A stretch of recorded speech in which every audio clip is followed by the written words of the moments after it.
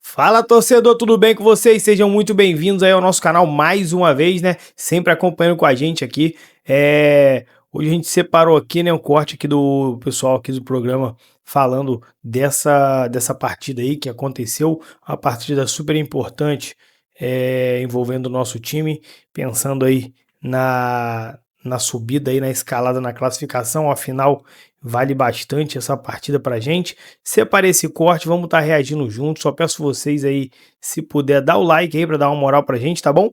E também se inscreva no canal, afinal aqui a gente vai ter notícias diárias, né? A gente traz pré-jogo, pós-jogo, tudo que você precisa saber do nosso time você encontra aqui, então não tem por que você não estar inscrito, tá bom? Vamos pro vídeo, vou soltar aí, no final a gente volta dando uma passadinha na tabela, vamos ver como é que ficou aí, tá bom? Sonha com Libertadores é o Corinthians. As notícias alvinegras chegam nesse Depois do Jogo com Marcelo Rosenberg.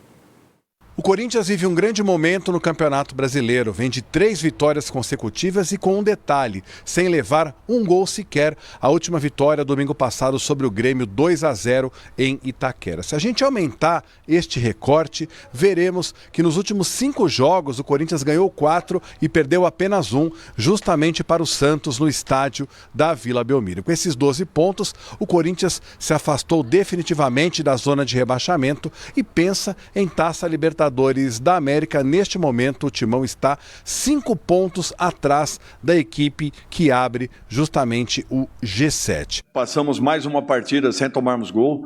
Se não me falha a memória, são 34 partidas que eu aqui estou. Metade delas nós não sofremos gols e isso daí é um fato importante. Independente das alterações que nós temos feito praticamente toda semana, em momento nenhum eu consegui repetir de uma partida para outra a equipe. Fico feliz com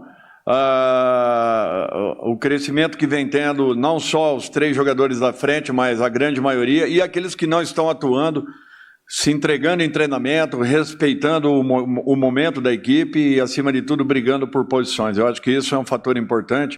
Corinthians que na próxima quarta-feira vai a Bragança Paulista. O Timão pensando em Libertadores e o Bragantino em se afastar da possibilidade de rebaixamento. E para este jogo, o técnico Dorival Júnior terá novidades. Voltam ao time o Ranielli, o Bidon e também o Martínez, jogadores que não enfrentaram a equipe do Grêmio porque estavam suspensos. Dos 3, muito provavelmente o Ranielli será titular contra a equipe do interior paulista. Lá nessa reta final de temporada, com calma, bem, né? Para chegar bem contra o Cruzeiro. E eventualmente ele ia sonhando em repetir o que fez na temporada passada. Você vai lembrar que o Corinthians correu na temporada passada mais risco de rebaixamento do que nessa. E graças a reforços importantes que chegaram no meio da temporada, o Corinthians foi buscar vaga em pré-Libertadores. Então, eu não descartaria o Corinthians da briga por pré-Libertadores no ano que vem. Mas vai precisar manter o atual nível, né? E esse, para mim, tem sido o grande problema. É um Corinthians que escolhe jogos. Esse aqui eu tô com preguiça, não vou entrar com a máxima vontade. Nas últimas 3 rodadas, sem tomar gols, foi um Corinthians que evoluiu. E o time principal do Corinthians é bem interessante. Aproveitar e colocar os lances polêmicos aí, tanto no primeiro quanto no segundo tempo, mão na bola, pênalti no segundo, isso realmente acontece e é natural que aconteça. E quando a marcação é bem feita, você tem menos sofrimento. É por aí, Ana? Exatamente. E assim, a arbitragem do Corinthians e Grêmio foi uma boa arbitragem, Elia. O David Oliveira acertou nesse lance, porque você vê que o zagueiro está com a mão junto ao corpo. Nesse segundo, o Dodi, ele faz o movimento, quando a bola vai passando, ele deliberadamente coloca a mão na bola. Inclusive, o cartão foi aplicado a ele por este motivo. Pênalti muito bem marcado. Mas, em contrapartida, nesse jogo houve um erro, no meu entendimento, que foi a não expulsão do Bidu naquela entrada em que ele faz no Alisson.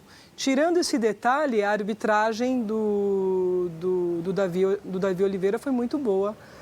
Não é à toa que tem sido, e vai provavelmente ser premiado como árbitro revelação da competição. Podemos colocar essa entrada aí, exatamente essa daí? Essa entrada aí. Ele vai mais alto? Ele vai mais alto? Ele vai mais alto, e é o que eu estava falando com o Nicola Kinhoff, que a FIFA ela trabalha com o princípio, para quem está nos assistindo, assim, quando é no chão, o VAR não solo, tem que chamar? No pé. E nesse caso, ele vai no tornozelo do Alisson.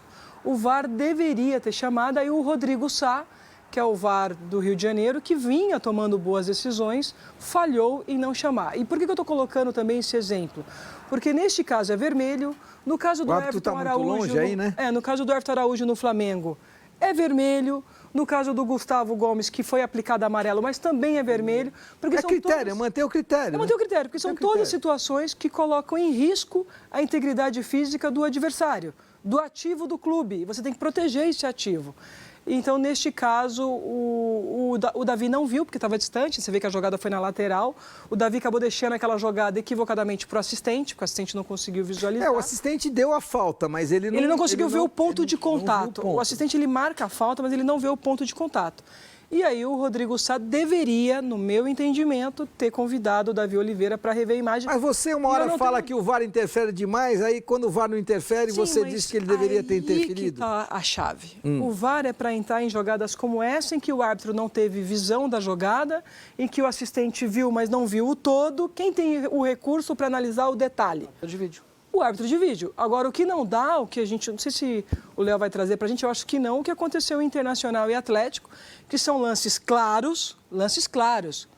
E o árbitro estava próximo da jogada e não tomou a decisão. O Vitor Hugo tinha que ser expulso, Ana? E aí entendeu? E aí eu sou contra. Vou aproveitar, então, colocar um outro assunto na pauta aqui, que é muito importante. Porque ele é um jogador muito qualificado e não tem muitos jogadores tão qualificados. E eu sei que o normal é você dizer, tem o custo e o benefício, ele não entrega diretamente proporcional ao custo, ele custa caro demais, ele leva meio na flauta, mas ele é muito diferente. As jogadas, quando passam pelo pé dele, têm outra qualidade.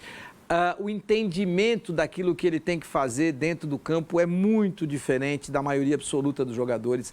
A tomada de decisão dele é sempre a melhor e muitas vezes ele sofre, por quê? Porque os outros não pensam com a mesma velocidade, com a mesma capacidade que ele tem, então ele sofre.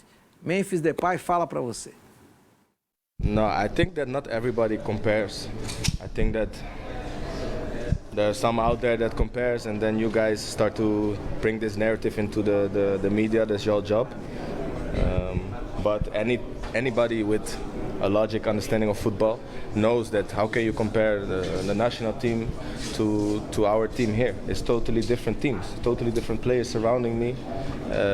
I have a very different job here, so I don't even need to explain the situation or the two teams. Please, let's be intelligent here and let's focus on Corinthians. What I do outside, it's another thing for the national team. But one thing about me, once I'm touching the pitch, I try to bring my effort. Pois é, eu treta se entendo. dava ali por conta dos gols. Dos gols, ele faz mais gols. Ele é o maior artilheiro da história da seleção holandesa e não marcava gols pelo Corinthians há 3 meses. Mas tudo bem, você há de convir que a seleção da Holanda, às vezes, ela joga com a França. Mas em 80% das vezes, Malta, ela joga com Malta, Finlândia, países da Escandinávia que não têm noção de bola. Então não dá para comparar. E aí você vai realmente fazer mais gols.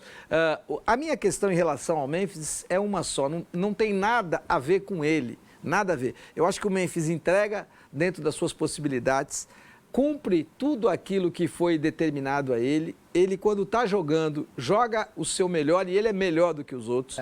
O problema é que o Corinthians não poderia pagar, na média, 4 milhões de reais de despesa, porque tem 3, mais 700 de hotel, mais segurança, mais não sei o quê. Se pagar todos os bônus, que eu não acredito que vai empipinar para frente, dá 6. Mas na média que pague 4, o Corinthians não pode pagar 4, nem que o Pelé reencarnasse.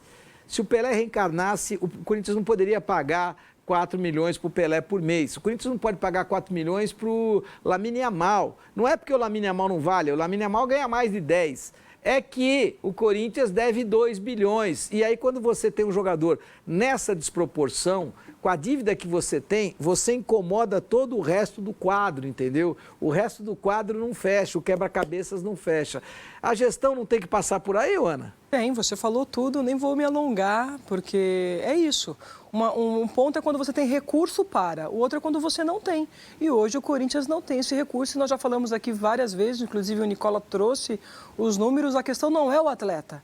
mas lamentavelmente eu não ter poder aquisitivo para mantê-lo ou para tê-lo. Mas eu concordo com vocês, mas vou acrescentar. Eu acho que 6 milhões de reais para o Memphis Depay, esse custo-benefício nunca vai fechar. Vamos levar em consideração a Arrascaeta. Quem faz mais pelo seu time, o Arrascaeta ou o Memphis? Sem dúvida o Arrascaeta. Embora o Elia já tocou no ponto, o Arrascaeta é cercado de jogadores melhores. Então a comunicação é melhor, é mais fácil, beleza. Só que o Arrascaeta, com a renovação do contrato, ele vai para 2 milhões de reais por mês. O Memphis não pode custar 3 vezes mais do que o Arrascaeta. Esse é o ponto. Ele é acima da média, ele é muito bom jogador. Mas além da questão envolvendo o Corinthians não pode ter um jogador de 6 milhões, nem de 4, nem de 3. O Memphis, com 6 milhões, a conta não fecha. Talvez no exterior, sim. Aqui, se ele custasse 3 milhões de reais, 2,5, acho que estaria bem. Não, 2,5 já é muito, não dá, porque o Arrascaeta joga mais que ele. Então, e ele é muito bom. Talvez seja até mais inteligente futebolisticamente do que o Arrascaeta. Mas a técnica do Arrascaeta, o talento do Arrascaeta é maior do que o dele. É fato, é fato. Então, você não pode pagar 2 para o Arrascaeta e 2,5 para ele. E muito menos gastar 6 para ele. Esse foi o erro da gestão passada e inflacionou o mercado. E agora está com esse problema nas mãos, porque ele é uma peça importante para o time dentro do campo de jogo e é um problema fora dele quando a gente fala da questão financeira. E aí só mais uma rapidinha ali. Vai pro Fenerbahçe, não? Não vai. Ele não quer sair do Corinthians, ele vai Mas o Corinthians vai pagar esse dinheiro? Vamos lá, ele tem contrato até junho do ano que vem. O Corinthians adoraria que pintasse uma proposta e ele fosse negociado a partir de janeiro. Só que o Memphis está muito focado em ficar no Brasil e cumprir o contrato. Porque ele sabe que em janeiro... Você começa a não pagar. Então, mas tem atrasado. O Corinthians deve 17 milhões de reais e combinou de pagar esses 17 milhões em bônus até fevereiro. Ele vai pagar para ver e vai ficar até o fim do contrato, até porque ele sabe que em janeiro as propostas não vão ser boas, porque é o janela de inverno. O que eu queria dizer é o seguinte, ele custa ao Corinthians, apenas com a acomodação, 700 mil mensais. Até aí nenhuma novidade, aquele hotel. E o Corinthians tem trabalhado para ver se ele não vai para um Quer mudar de hotel para gastar 200? Ele encontrou uma casa que ele gostou. Sabe quanto? Eita. 500 mil reais mensais. É uma molezinha. Eu vou sair de 700, mas eu estou gostando de uma casa. Só que o custo da casa é 400 de aluguel, mais 100 de funcionários. Vai ficar 500. Mas vocês economizam nos três. Esse é o ponto. O Corinthians não era o que o Corinthians imaginava, Elia. O Corinthians imaginava algo bem mais barato. Mas na ponta do lápis, 200 mil vezes 12, já faz diferença. De uma diferença considerável. Torcedor, então tá aí. Esse foi o vídeo que a gente separou, um vídeo bacana aí, né? Vídeo bem completinho, então por isso eu já peço para vocês deixarem o like, né, se inscrever no canal. A gente traz todas as informações para vocês ficarem por dentro de tudo aí, né, que acontece no Brasileiro, tudo que vocês precisam saber tá aqui. E passar dessa rodada, né, vamos ver como é que ficou aí a tabela do Brasileiro. O Palmeiras, né, segue líder ali com 65 pontos, colado, né, logo atrás ali o Flamengo com 64. Cruzeiro vem com 60, Cruzeiro ali ganhou Vitória rebaixado praticamente, né? O Vitória não consegue ali fazer pontos, somar pontos, o que dá uma tranquilizada no pessoal ali de cima que tá meio embolado, mas o Vitória não mostra força de reação, então acaba deixando o pessoal mais tranquilo. O Mirassol, obviamente, a sensação do campeonato aí, 56 pontos, vai para a Libertadores 2026, parabéns ao Mirassol. O Bahia aí com 52 no G5, Botafogo empatou, né? Teve esse empate aí com o Mirassol. Um empate ali, né?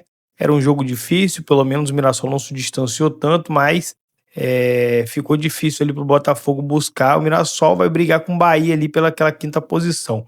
7º lugar, fechando ali o G7, né? Que vai ser o G7, né? Final da Libertadores entre Flamengo e Palmeiras. Então, Fluminense hoje, mesmo aí com a derrota, estaria na Libertadores e brigando ali também por essa vaga aí na verdade, de pré-Libertadores, né? Rapaziada, o vídeo foi esse, espero que vocês tenham curtido, tenham gostado. E já que ficaram aqui até o final, dá o like para dar uma moral pra gente. Até o próximo vídeo, valeu!